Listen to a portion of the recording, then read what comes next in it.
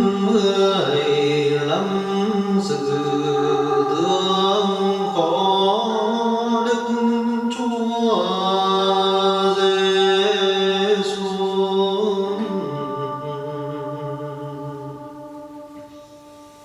Ý thương ơi,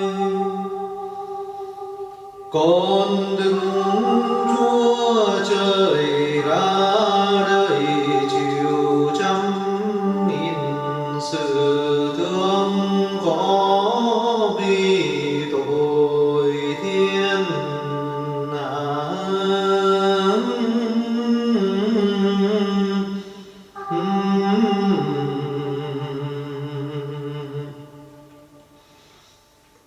Thì thứ nhất thì ngắm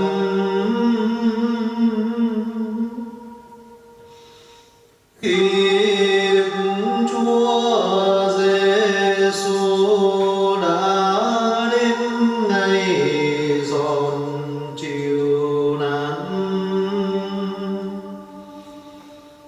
mà chuộc tội cho thiên hạ.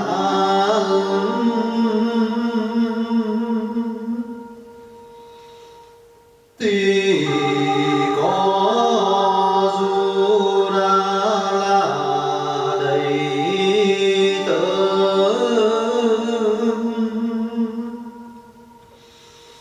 Đức Chúa Giêsu đã nuôi nhiều năm,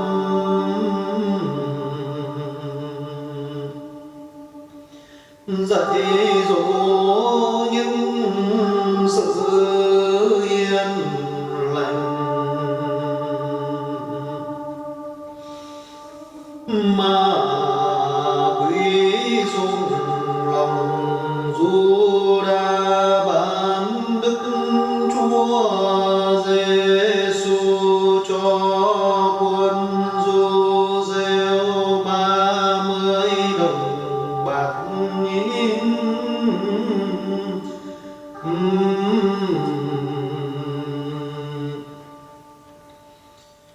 Vì vậy Đức Chúa Giêsu thương thiên hạ, toan liều mình chịu chết. Thì ra Đức Mẹ mà đi thành Giê-ru-sa-lem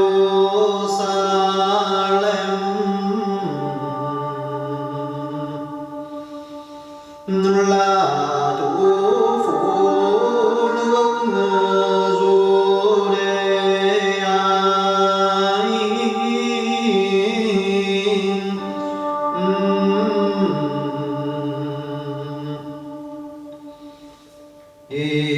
Sống lê chướng chịu nạn,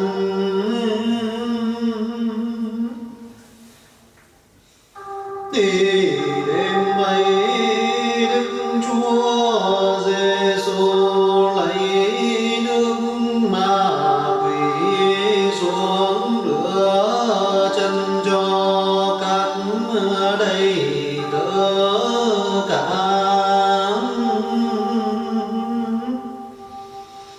cùng rửa chân Giu-đa với chẳng những nước không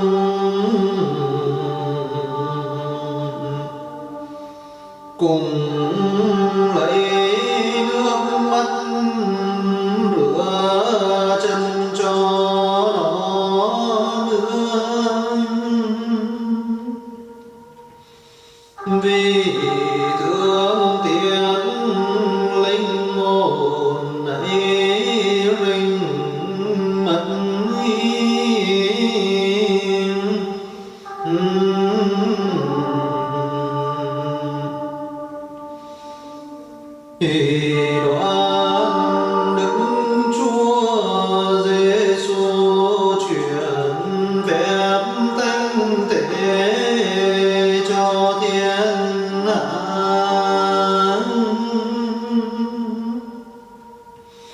là phép minh thánh mẫu thánh Đức Chúa Giêsu nuôi lấy linh hồn loài người ta cho đến hết đời.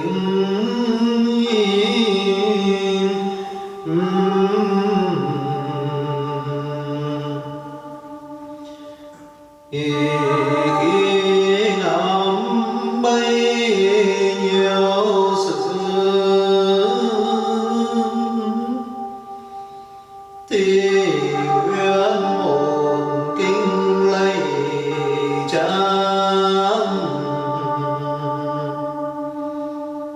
một kính kính mừng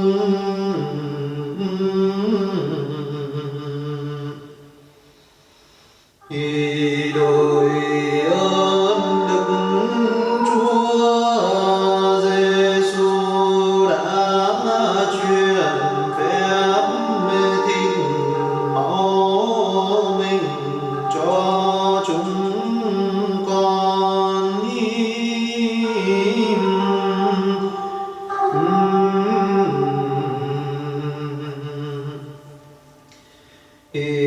Lại xin xuống sức giữ đạo cho trọn,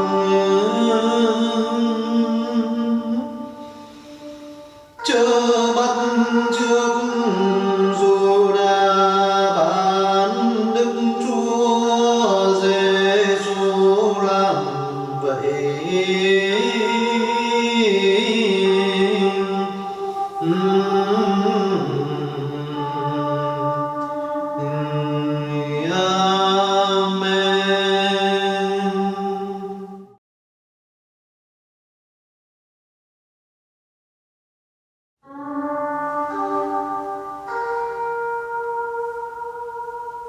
Ngày thứ hai thì ngắm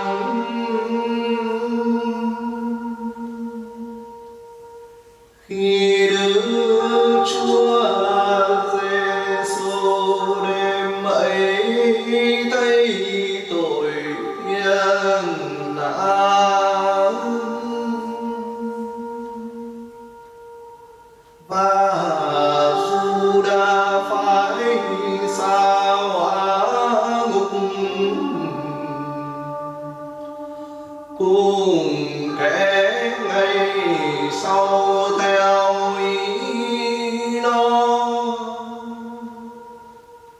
thì Đức Chúa Giêsu lo buồn sầu đau liền vào một vườn lãng ấy gọi là Gethsemani,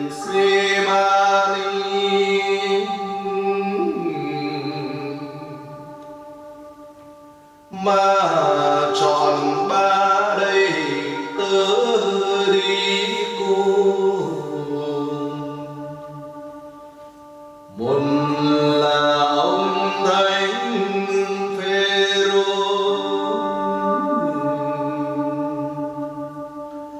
hai là ông Thánh Giacôbê,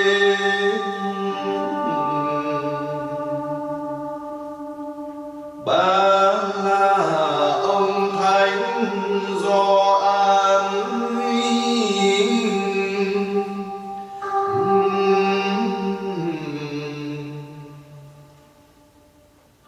vì vậy Đức Chúa Giêsu sắp mình xuống đất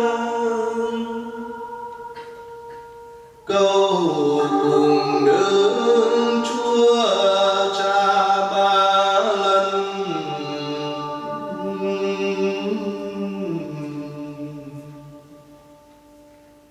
Thì đang khi còn nguyện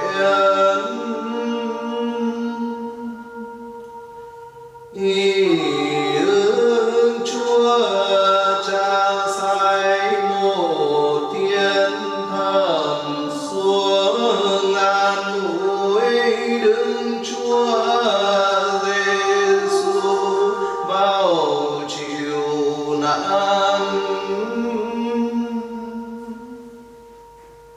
cho cả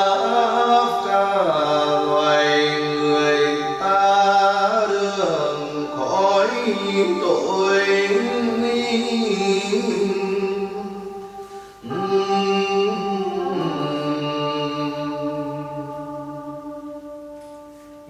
đoạn Đức Chúa Giêsu lo lắng cho nên nhung cả và mình mà những mồ máu chảy ra nhỏ xuống đất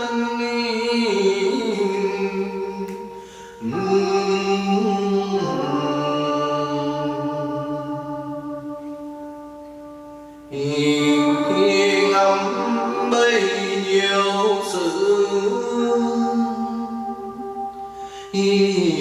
nguyện môn kinh lạy Cha môn kinh kính thương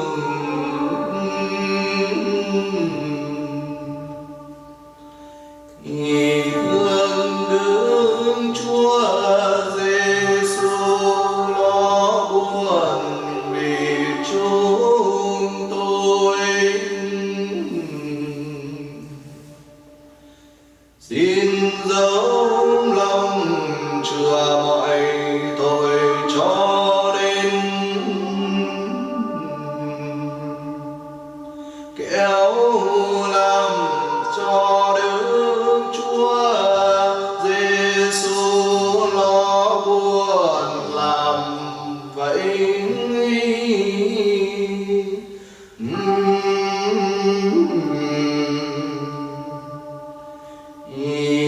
Amen.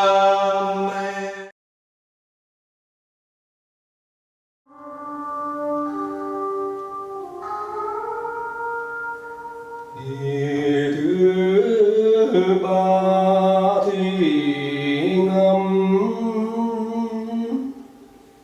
khi Đức Chúa Giêsu đã biết Giu-đa cùng các quân giữ đã đến gần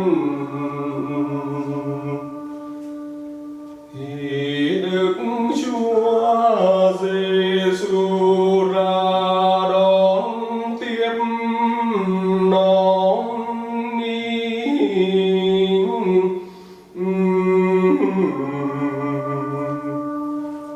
Thì bây giờ Giu-đa xa trước đến hôn mặt Đức Chúa Giêsu mà người biết lòng nó độc thì cũng nhìn mà chào nó đi.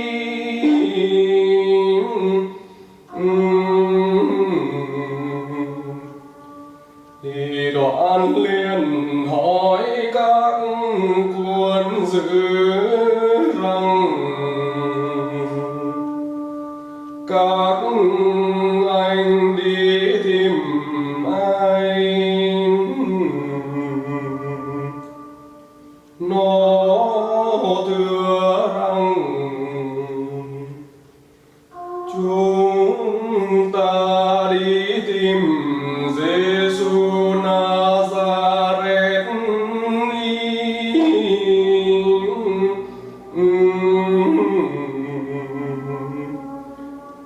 Thì bây giờ Đức Chúa Giêsu phán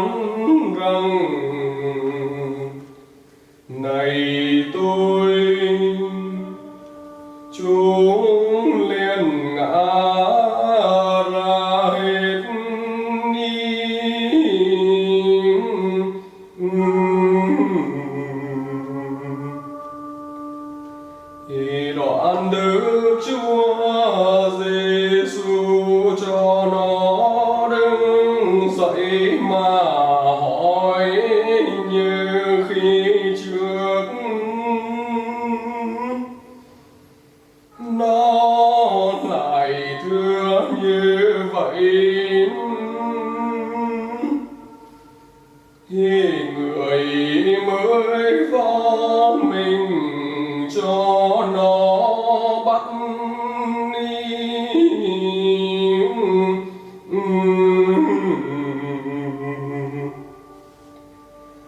Thì khi ấy ông thánh Phêrô chém đứt tai một người đầy tớ thầy cả du rêu,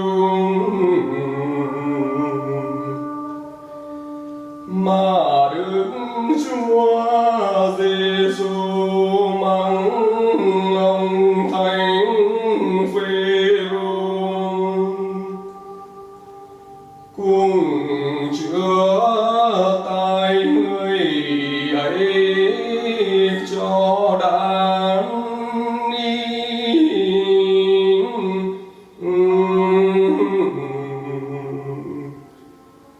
Thì bây giờ quân giữ lấy lòi tối sẵn cùng dây ra mà buộc cổ và trói cánh tay Đức Chúa Giêsu.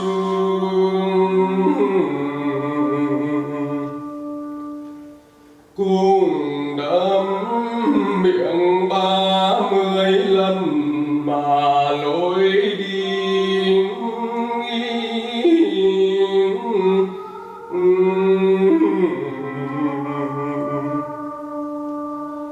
Thì đến mấy người ngã xuống đất 7 lần,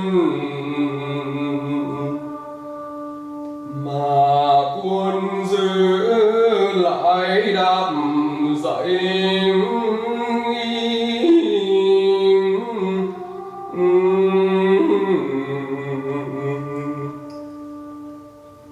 Thì có kẻ lấy lòng cướm mà thúc, có kẻ lấy đuốc hòa trước mặt, lại châm vào mình cho tắt đi.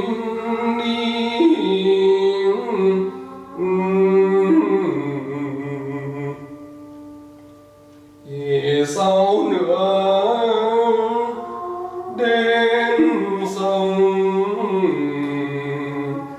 thì nó đi trên cầu, mà rồng dây bắt Đức Chúa Giêsu lội dưới sông lạnh lẽo ra rét đi.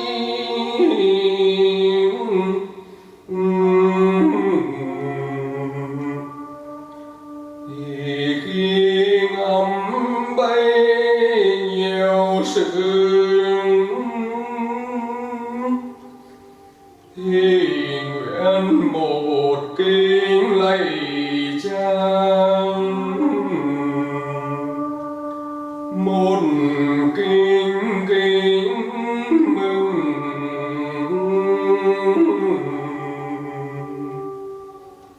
Thì thương Đức Chúa Giêsu chịu khó vì chúng tôi. Xin mở dây đã là tội buộc linh hồn chúng tôi.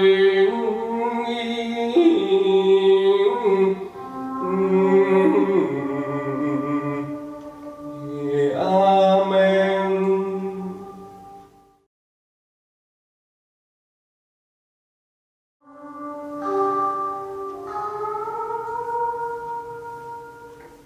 Vì thứ bốn thì ngầm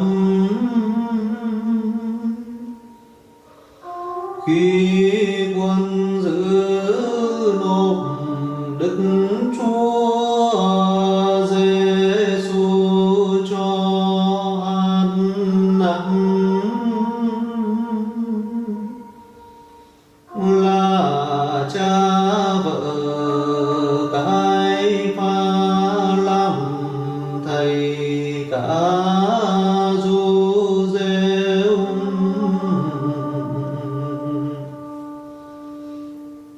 mà Đức Chúa Giêsu chịu nhiều sự khó trong nhà ấy, đoàn mới nộp cho cái phái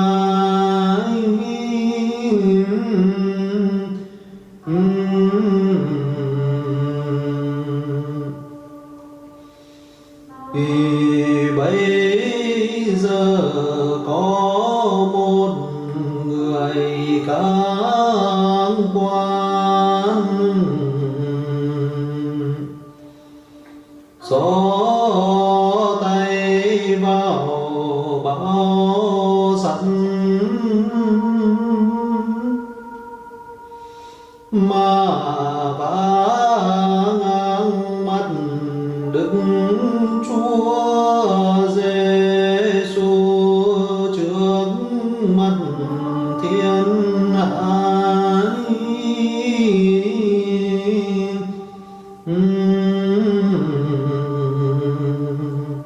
Thì thầy ca Du-rêu nghe thấy Đức Chúa Giêsu xưng mình là con Đức Chúa Trời thì mắng răng ấy bay đã thấy nó nói lời lỗi làm vậy, con tìm chứng nào làm chi nữa, mà chẳng giết đi cho rồi.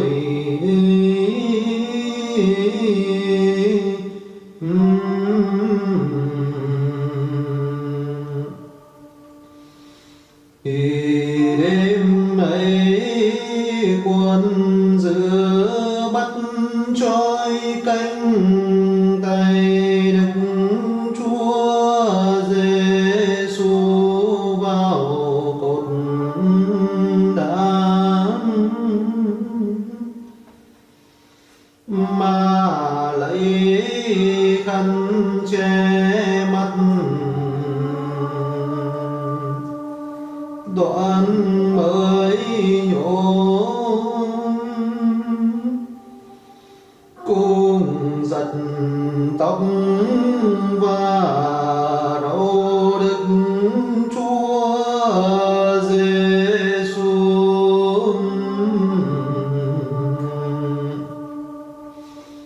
lại lấy roi cùng bên dưới hai đi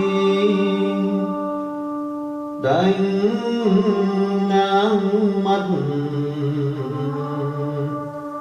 lại vá thâu đêm 400 lần.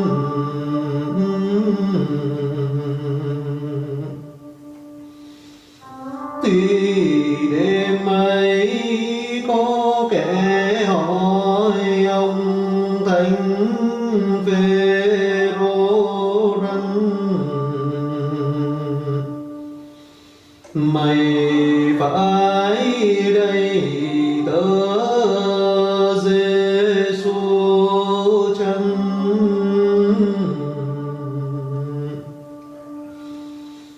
Ông Thánh Phêrô liền sợ mà trôi ba lần rằng tôi chẳng biết người ấy là ai.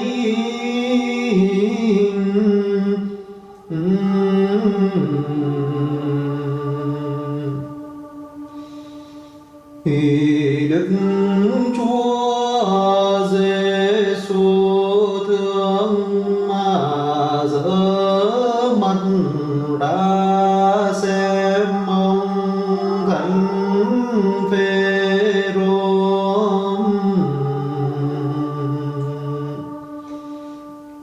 Bây giờ người ăn năn tội ấy lắm,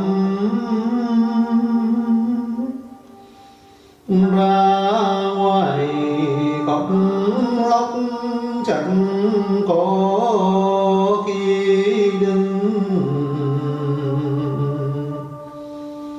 Trọn đời đến sớm mai gà gáy, nhớ đến tội xưa liền khóc lóc ghi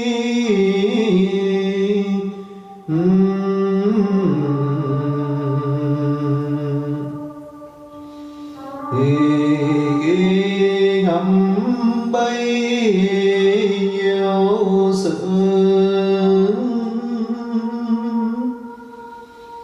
thì nguyện một kính lạy Cha,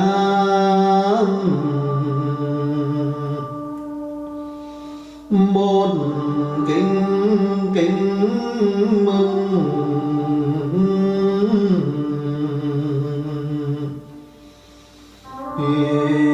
thương Đức Chúa Giêsu chịu thương có vì chúng tôi. Xin cho chúng tôi mạnh sức mà xưng đạo Đức Chúa Giêsu đã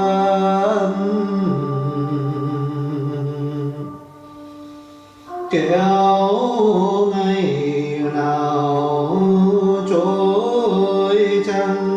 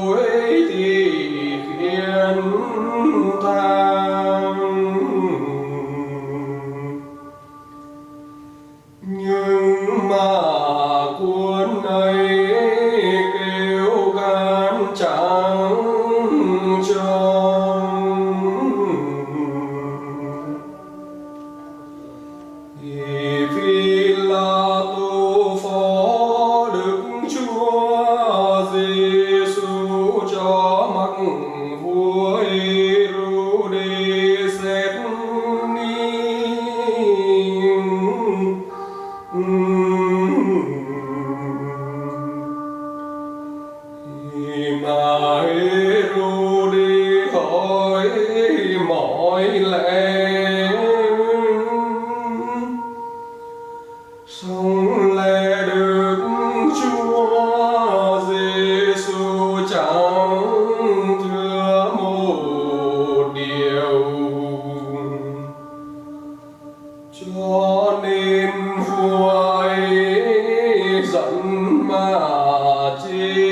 rằng người này dạy nào biết lý gì mà nộp cho ta xét làm sao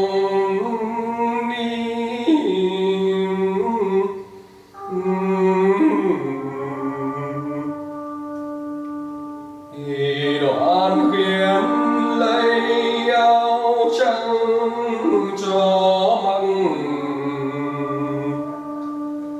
rằng người dạy thì mặc áo ấy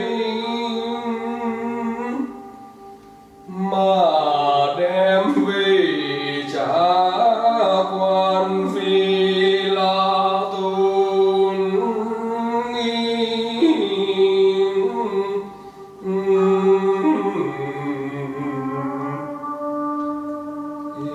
khi con đi dọc đường thì cuốn giữ đánh Đức Chúa Giêsu cùng làm những sự xấu hổ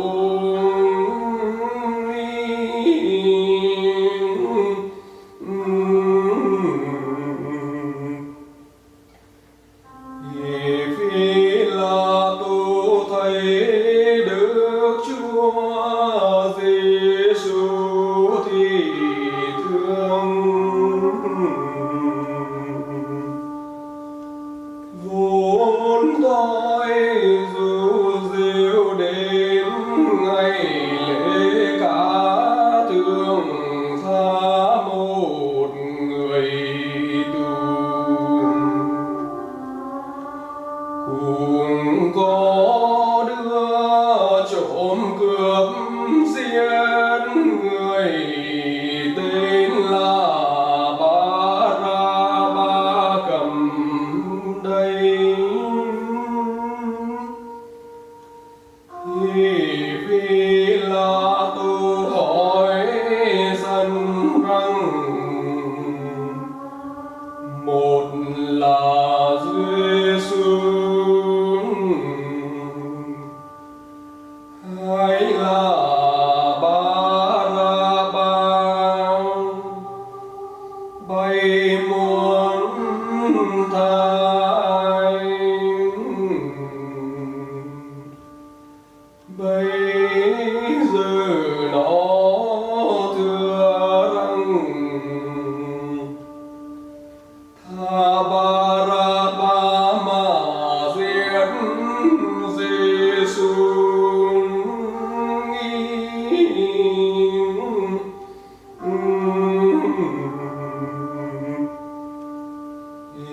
Khi ngắm bấy nhiêu sự thì nguyện một kính lạy cha, một kính kính mừng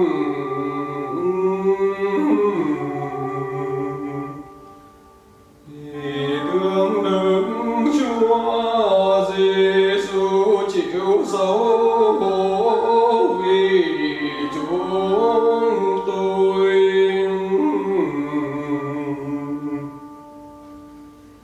Xin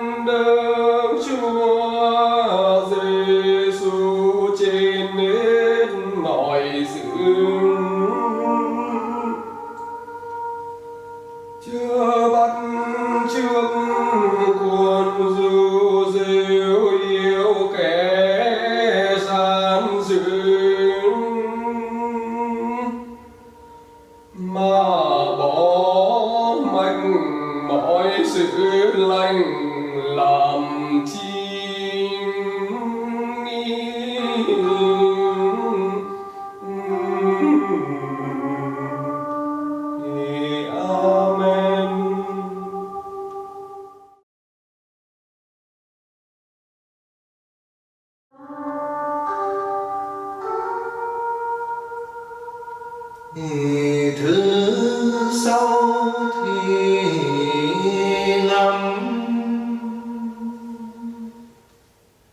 khi Phi La Tô thấy dân chẳng chịu tha đứng Chúa Giêsu,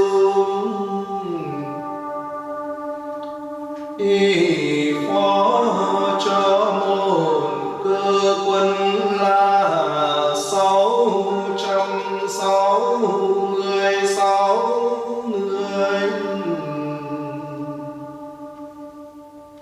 mà khiến đánh Đức Chúa Giêsu cho đẹp lòng dân du rêu.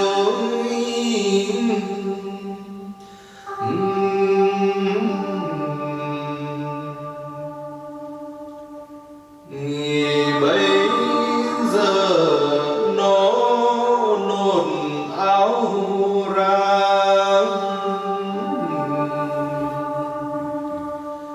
liền trói chân tay vào cột đá, đoạn lấy chà gai cùng dây da và lòi tói sắt, đánh cá và mình Đức Chúa Giêsu dư 5.000 đồng. Cho nên ăn hết thịt ra xem thấy xương, chẳng còn nơi đâu lành, mặt mũi chẳng còn hình tượng người như trước nữa.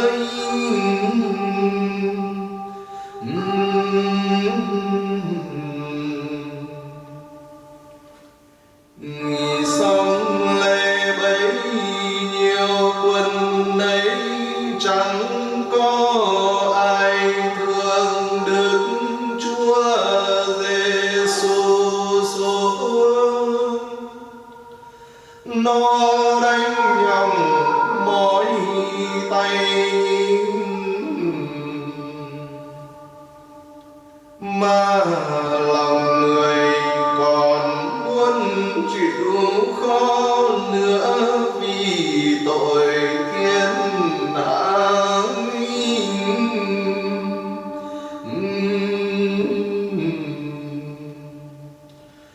Khi ngắm bấy nhiêu sự thì nguyện môn kinh lạy Cha, một kinh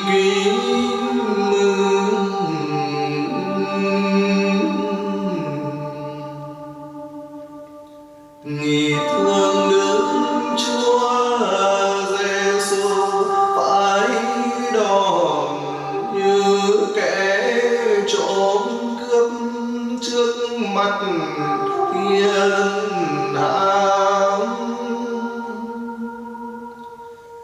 Xin cho chúng con dốc lòng chừa mọi tội,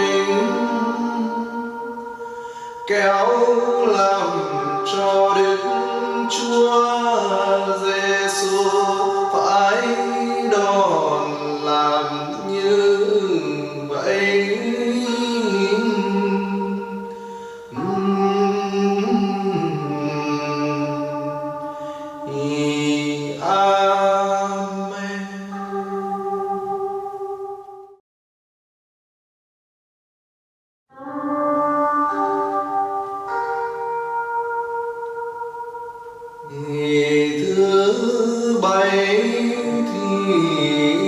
ngâm.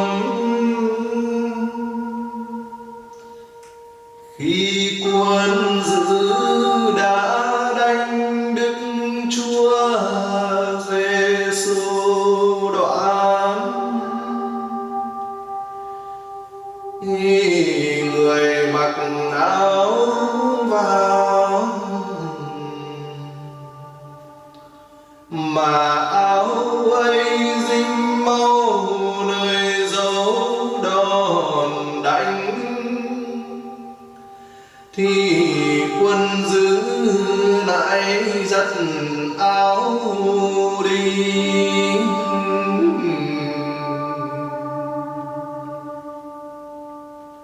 Cho nên máu nơi dấu lại chảy ra theo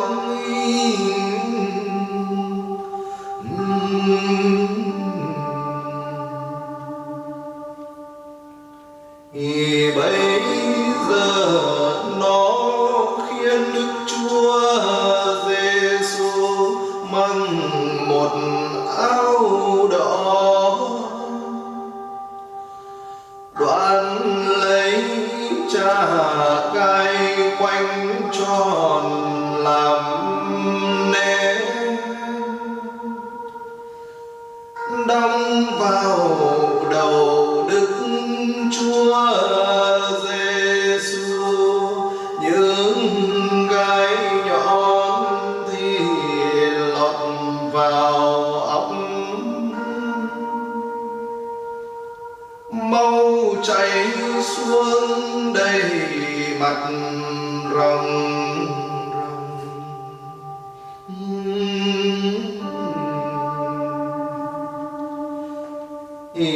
Đoạn nó khiến người ngồi mà quỳ xuống nhão răng. Tâu vua Du-rêu cùng nhố ngang mắt,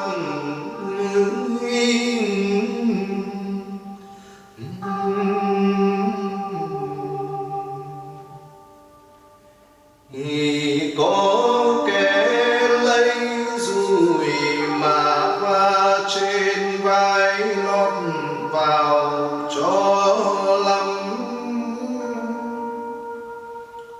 có kẻ thì va ngang mắt,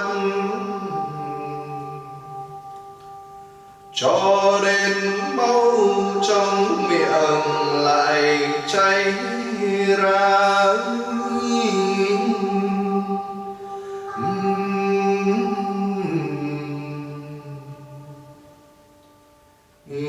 Khi ngắm bấy nhiêu sự thì nguyện một kinh lạy Cha, một kinh kính mừng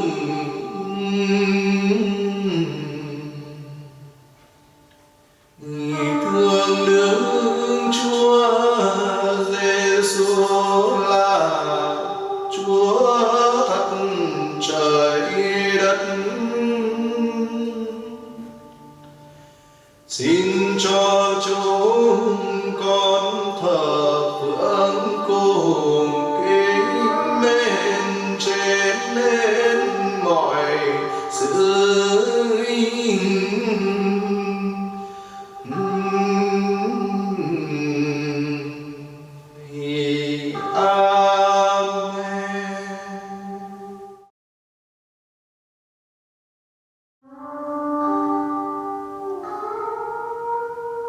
thứ tam thì ngâm. Khi Phi-la-tô thấy các quan làm khốn Đức Chúa Giêsu quá lẽ lắm thì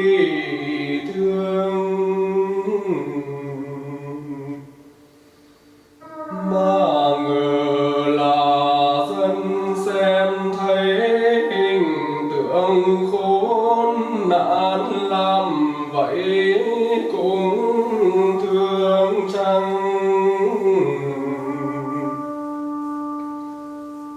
Thì Phi La Tu đem người lên nơi cao trước mặt thiên hạ mà rằng: này là người ấy. Dân liền kêu lên rằng: đem đi đóng đinh nó gác thanh gian đi.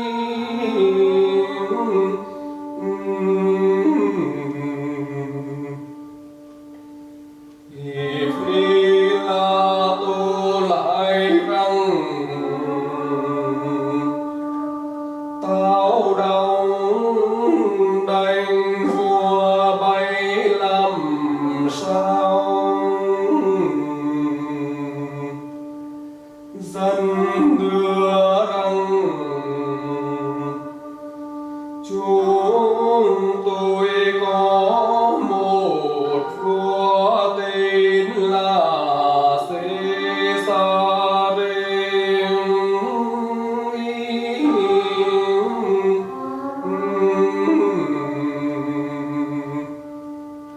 Thì bây giờ Phi La Tu thấy mất công,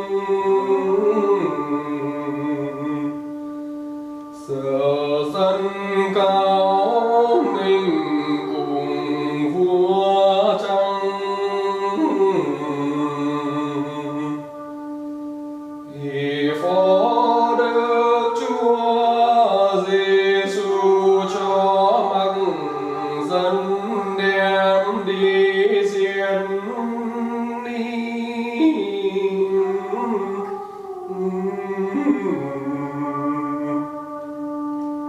Thì khi ngắm bấy nhiêu sự, thì nguyện một kính lạy Cha, một kính kính mừng.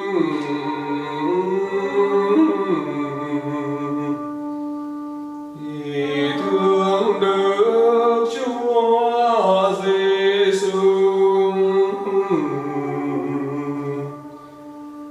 xin cho chúng tôi giữ nghĩa cho đến trọn đời,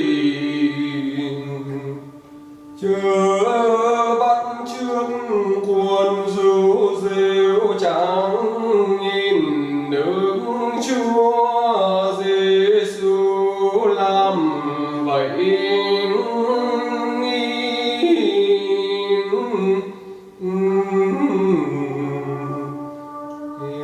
Amen.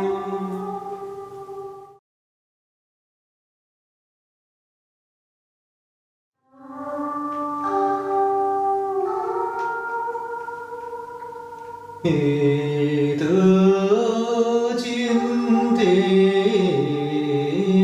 ngắm, khi quân du rêu đóng cây cánh giá nặng nắm, mà kiến Đức Chúa Giêsu bác đi.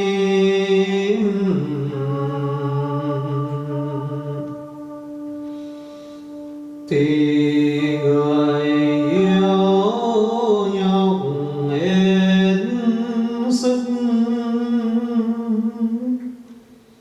bác đi lâu ngã xuống đất, mà quân giữ chẳng thương,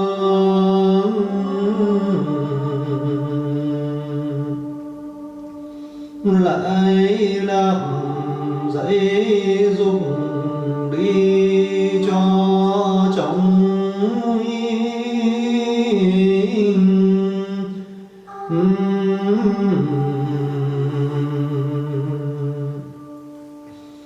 thì sau nữa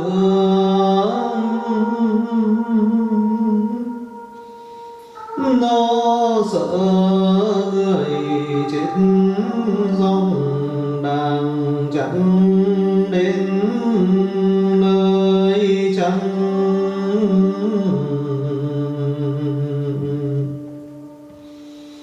thì nó mượn một người đi đang bằng đời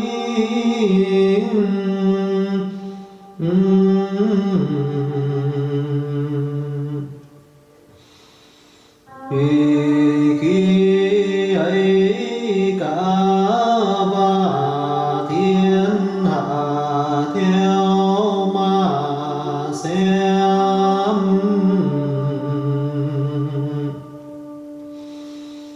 song lên những người mến Đức Chúa Giêsu thì thương không lóc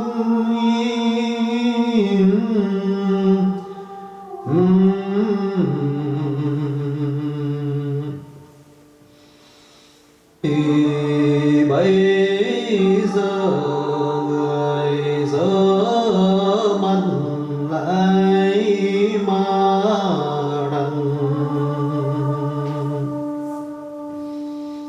ở con thành Jerusalem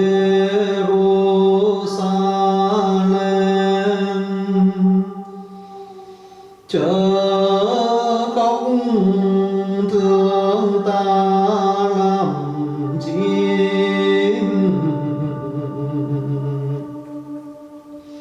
một khóc thương bay cùng con cháu bay, ngày sau phải khôn mà chơi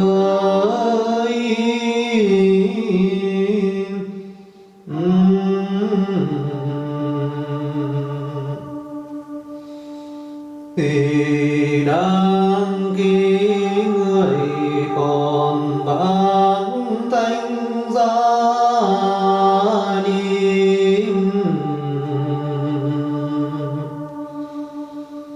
thì có một bà tên là Veronica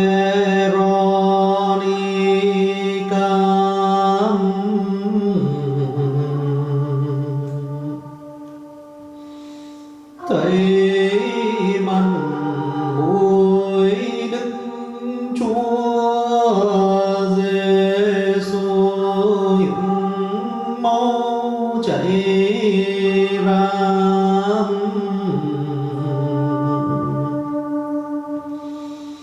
thì bà ấy trao khăn cho người lọt mặt đi,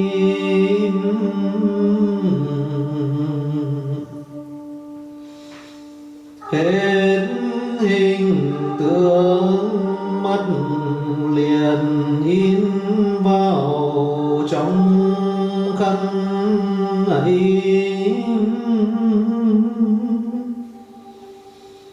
Đây hãy còn ở thành Roma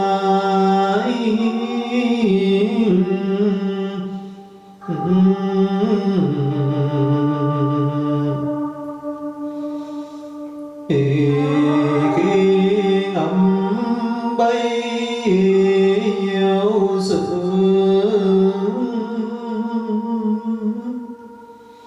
thì nguyện một kính lạy cha,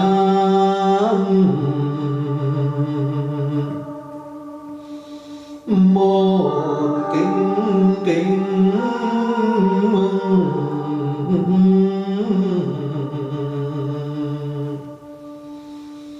thì thương Đức Chúa Giêsu bạc tánh giá lặng là tội chúng tôi.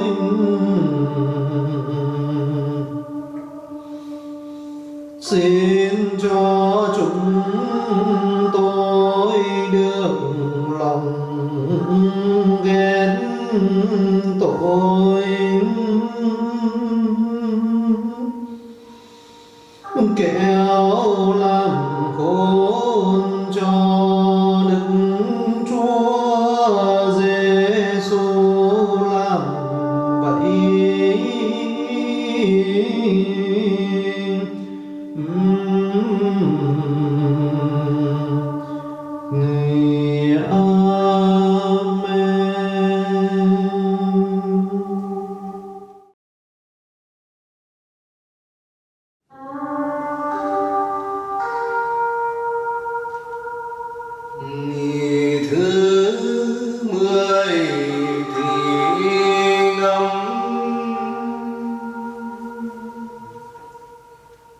Khi quân dữ đem Đức Chúa Giêsu lên trên núi, tên là Calvario,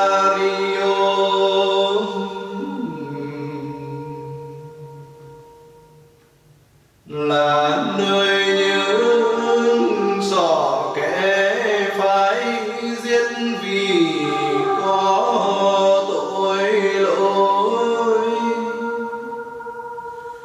mà quân ấy khiến Đức Chúa Giêsu uống rượu với của đắng,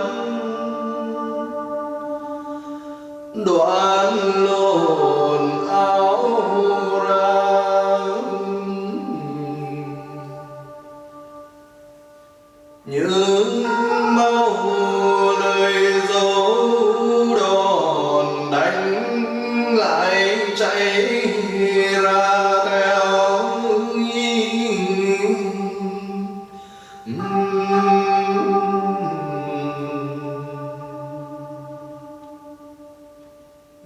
bây giờ nó bắt Đức Chúa Giêsu nằm ngửa trên cây thánh giá, mà lấy búa đâm đánh tay ta, tay hữu thì nó buộc kéo hết sức, liền giãn xương ngực ra, mà đóng đanh vào, cho đến Đức Chúa Giêsu đau đớn lắm.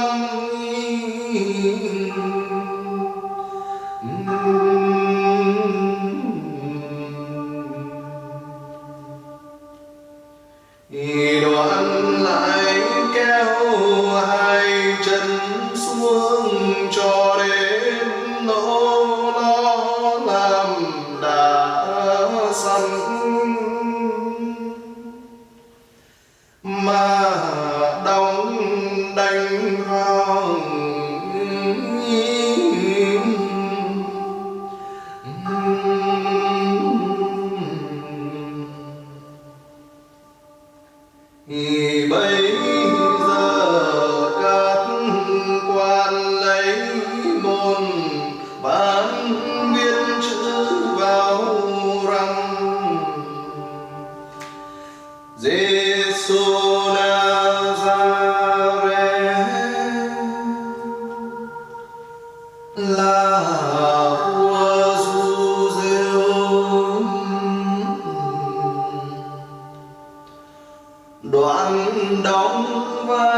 nay vào thánh giá.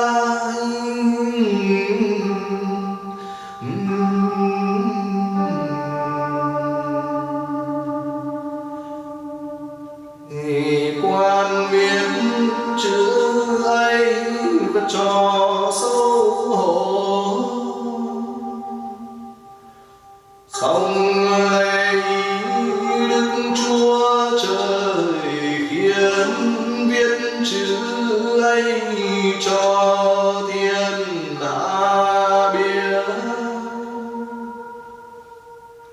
Đức Chúa Giêsu dù mà chịu hèn hạn làm vậy thì cũng là vua thật du rêu cùng khắp mọi đường.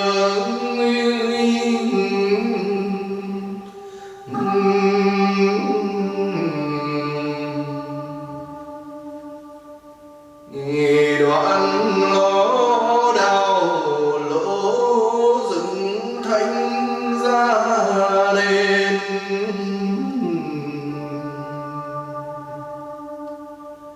khi ấy dấu hai tay Đức Chúa Giêsu bởi sát nặng thì xách ra.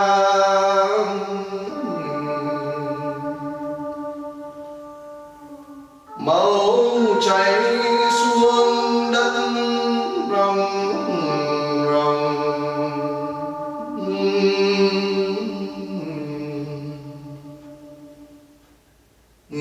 Bây giờ bốn người các quan lấy áo ngoài Đức Chúa Giêsu cắt chia ra làm bốn phần, còn áo trong thì để vậy mà bắt thăm. Ai được thì lấy chót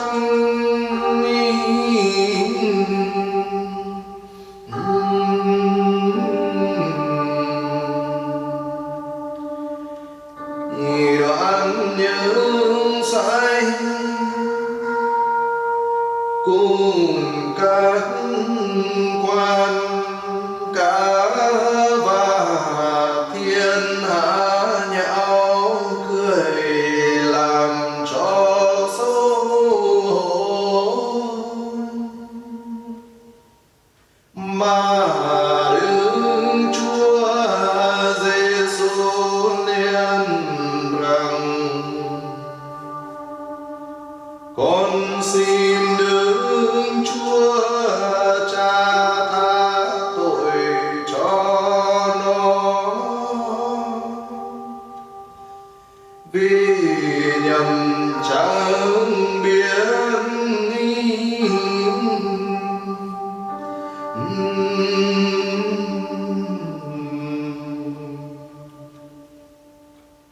khi ngắm bấy nhiêu sự thì nguyện một kinh lạy Cha, một kinh kính mừng.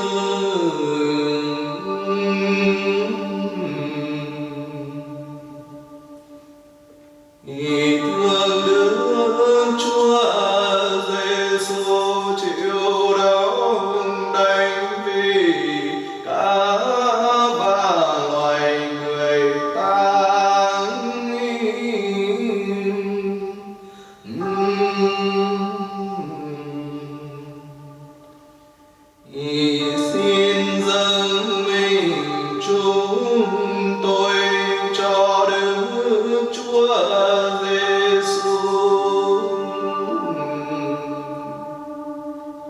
vì đã lấy hết máu mình mà chuộc tội cho thiên áng.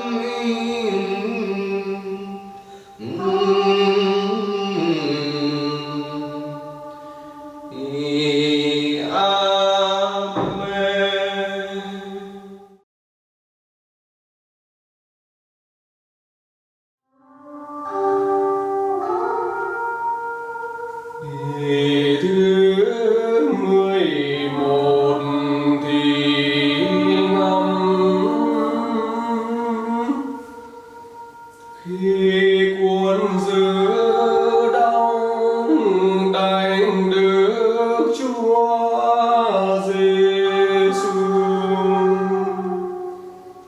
cùng đong đánh hai người trộm cướp hai bên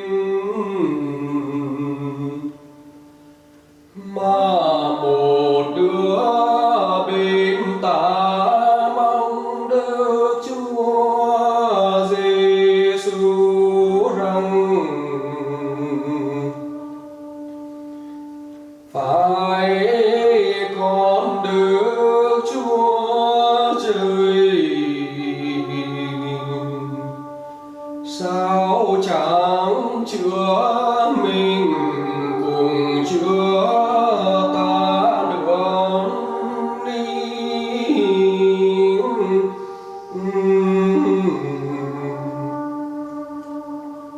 Thì bây giờ người bên hữu mong nó rằng ta là kẻ có tội đang xa hỏa ngục chịu đau đánh thì thầm phải nào người có tội lỗi gì mà chịu làm vậy.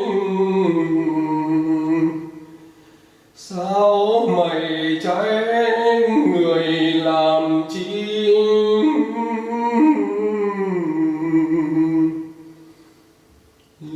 đoàn xin cùng Đức Chúa Giêsu rằng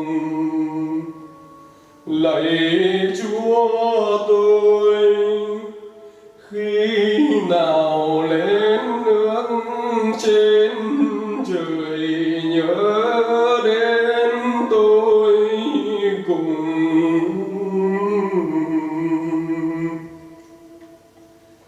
Thì bây giờ Đức Chúa Giêsu giở mặt lại cùng người ấy mà rằng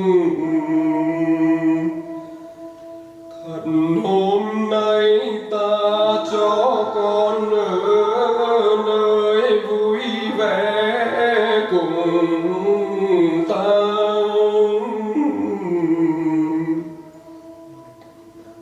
Thì sau nữa rất thanh Đức Mẹ được biết đã đem con đi giết.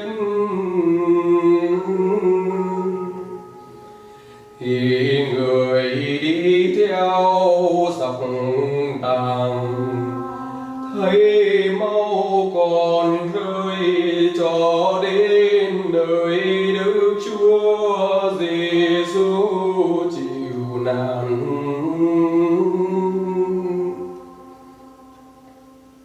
Thì khi các quan đóng đành con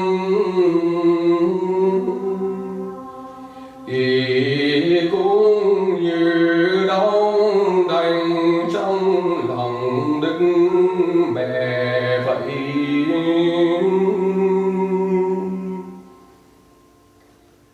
Vì người yêu con trên hết mọi sự.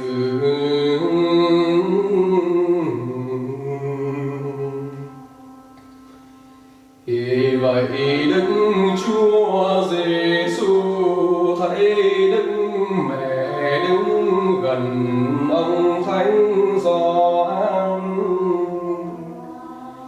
thì thương mà nói rằng: bà kia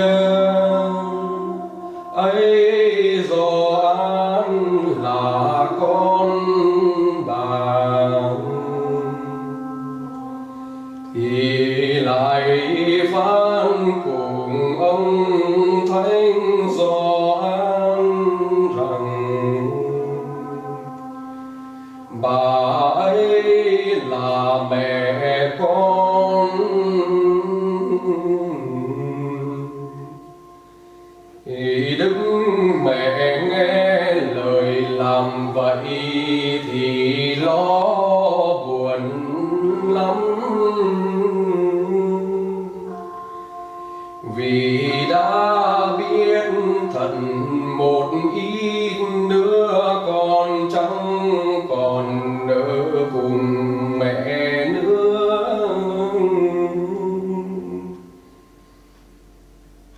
Thì khi ấy là giờ ngọ mà cả và trời đất liền tối tăm mù mịt.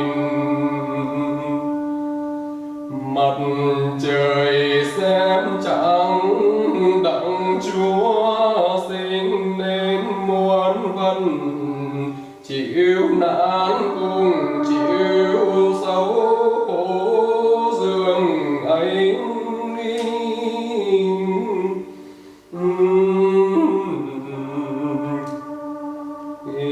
Khi ngắm bấy nhiêu sự thì nguyện một kinh lạy Cha, một kinh kính mừng.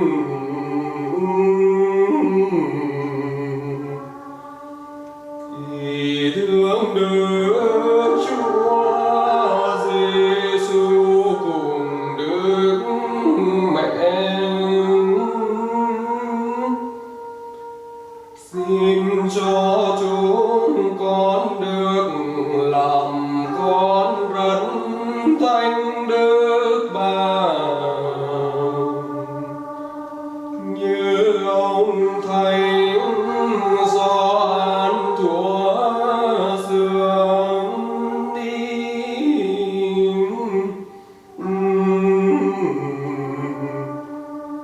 Amen.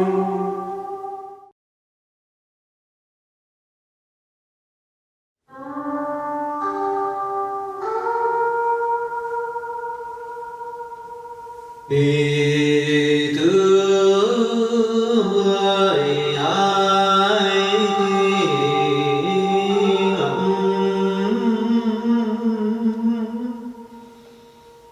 khi Đức Chúa Giêsu một giờ rưỡi ở trên thánh giá mà ở lặng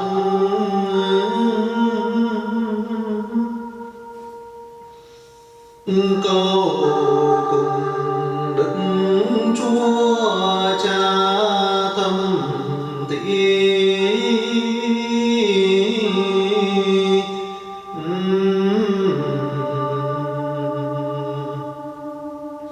thì đoan Đức Chúa Giêsu than thở cả tiếng răng.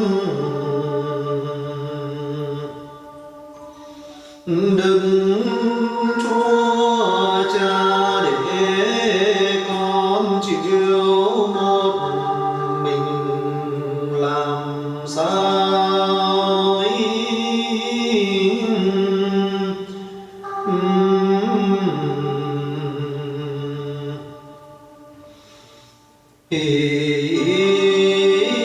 người nói làm vậy cho thiên hạ biết, đừng Chúa Giêsu chịu thương có hết lòng hết sức vì tội thiên hạ.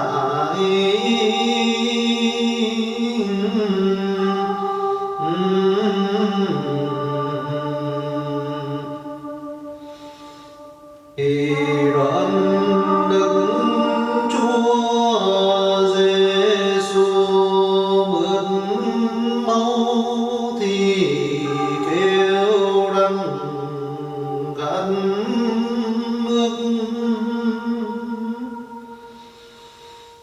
quân giữ liền lấy dẫm Chúa đem lên cho uống. Bây giờ người phán rằng đã đoán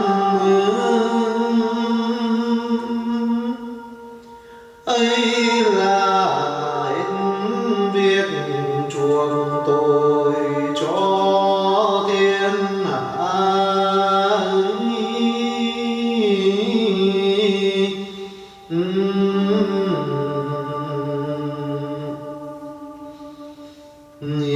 Thì ngắm bấy nhiêu sự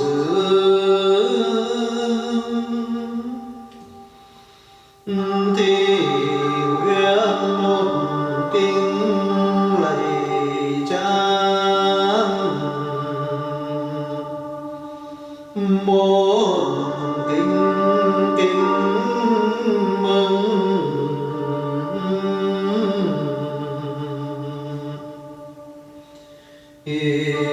Thương Đức Chúa Giêsu,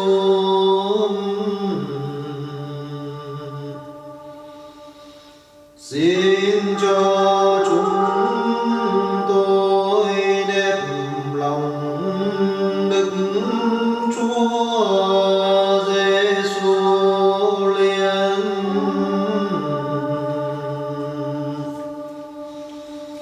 Chớ bắt trước quân du rêu lấy của Chúa cho uống,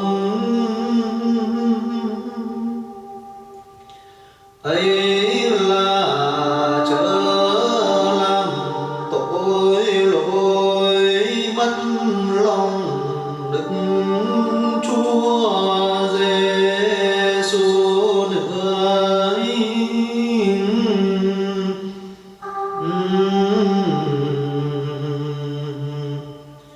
Thì Amen.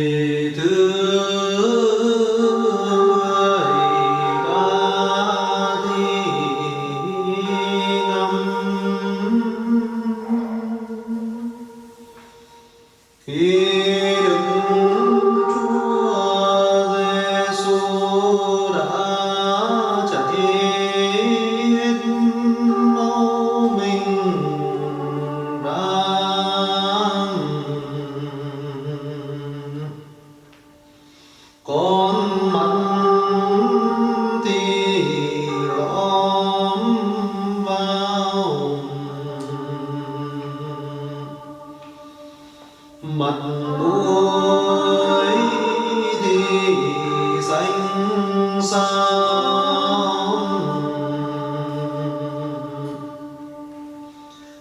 liền kêu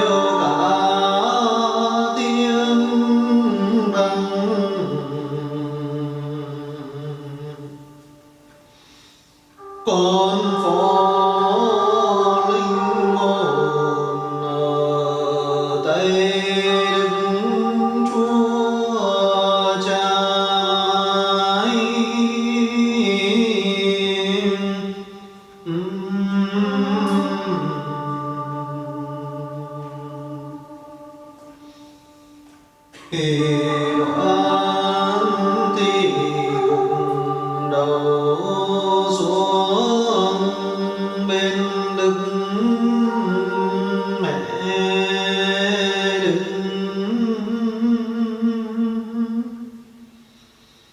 như giá Đức Mẹ vậy,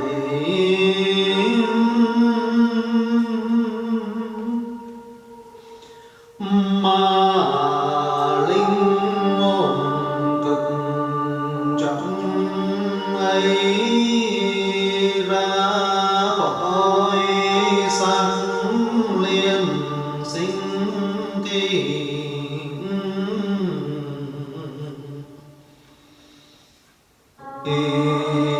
Bây giờ cả ba thiên hạ liên động,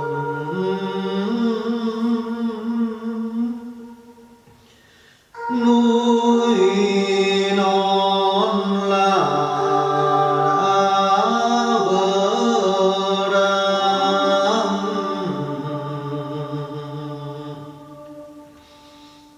màn trong nhà thờ sẽ ra làm hai,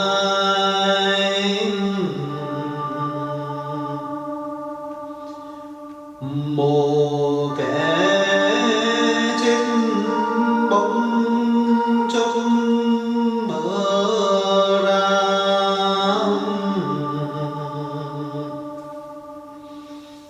mà trời đất u ám như thương Đức Chúa Giêsu chịu chết vì tội thiên hại.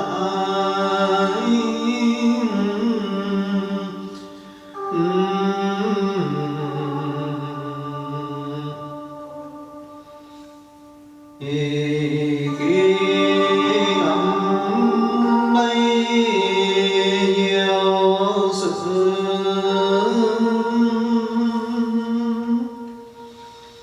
thì nguyện một kinh lạy Cha,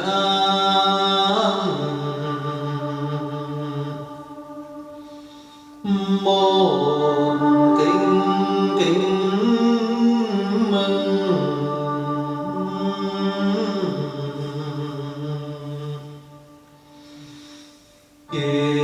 Đồi ơn Đức Chúa Giêsu đã chịu chết vì con, giữ là chúng con. Xin rộng lòng chừa mọi tội cho nên, kẻo làm cho Đức Chúa Giêsu chịu chết làm vậy.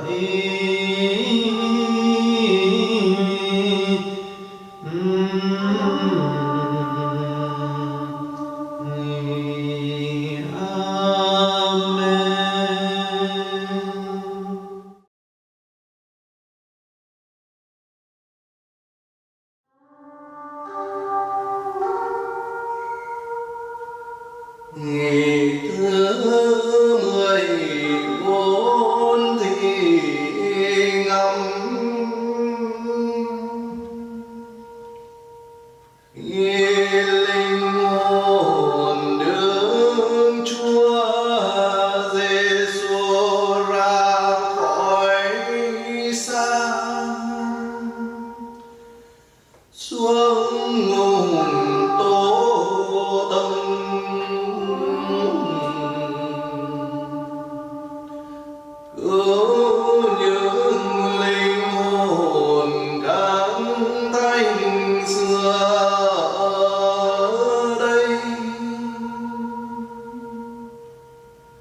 đời trong nước Chúa Giêsu xuống thế chuộc tội cho thiên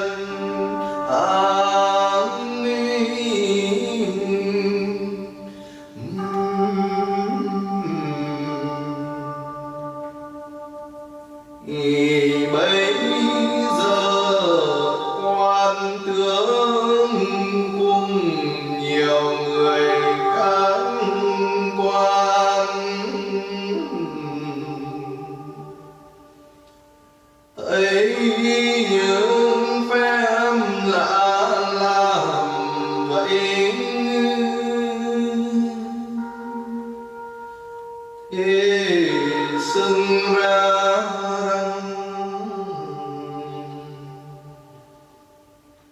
người ấy là con Đức Chúa Trời thật. Liền đấng ngừng ăn năn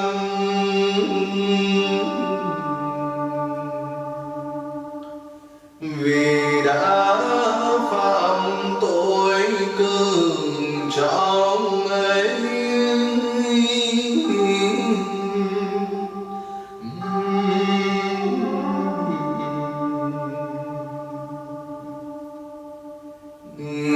Khi ngắm bấy nhiêu sự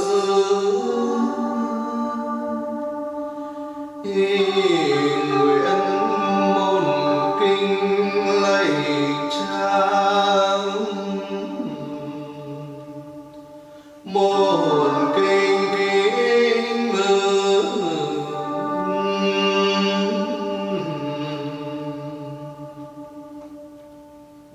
xin Đức Chúa Giêsu thương chúng tôi còn ở dưới thế.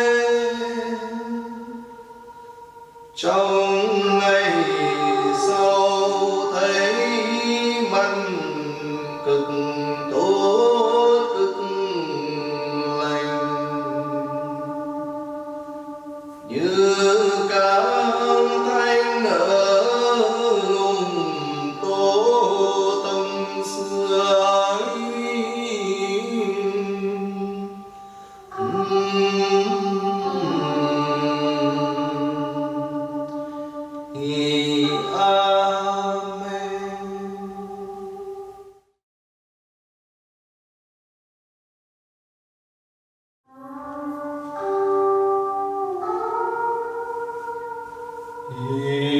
Thứ 15 đi ngắm khi xa Đức Chúa Giêsu con trên thánh giá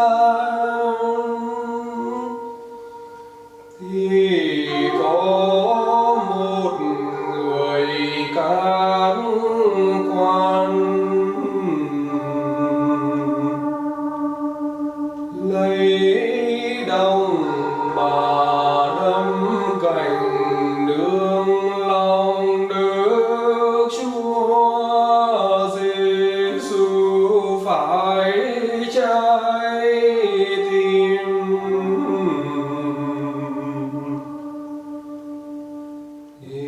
Sông lệ khi ấy xác Đức Chúa Giêsu chẳng có đau vì đã sinh thì,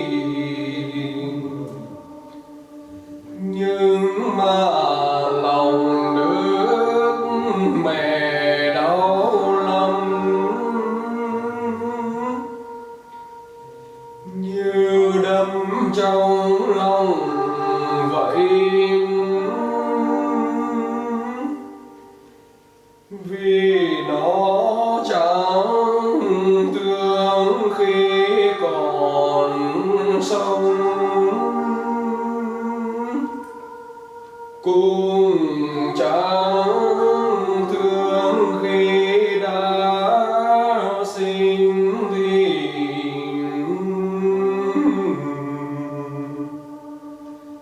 thì đoàn hai người cháu là đầy tớ Đức Chúa Giêsu. Một là Giuse-phê, hai là Ni-cô-đê-mô.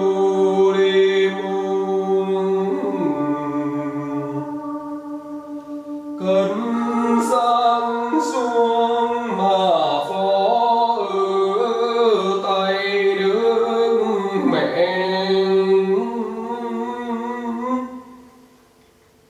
thì người khóc lóc thương con chẳng có khi đừng.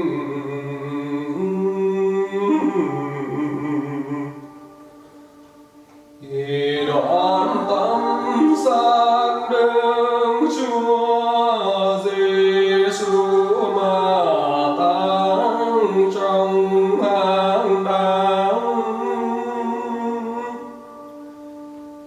thì cũng như cất sang Đức Mẹ vui.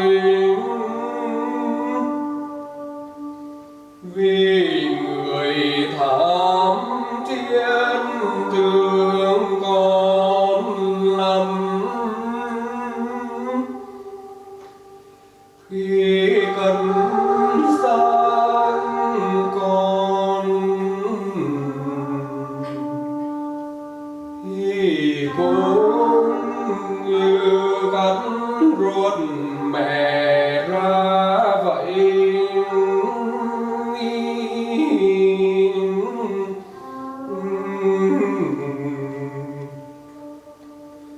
Thì khi ngắm bấy nhiêu sự, thì nguyện một kính lạy Cha,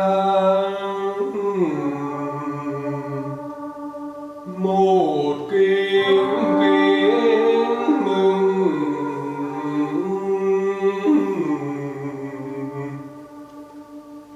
Thì thương Đức Chúa Giêsu để cho người ta cần sang xuống đất đi.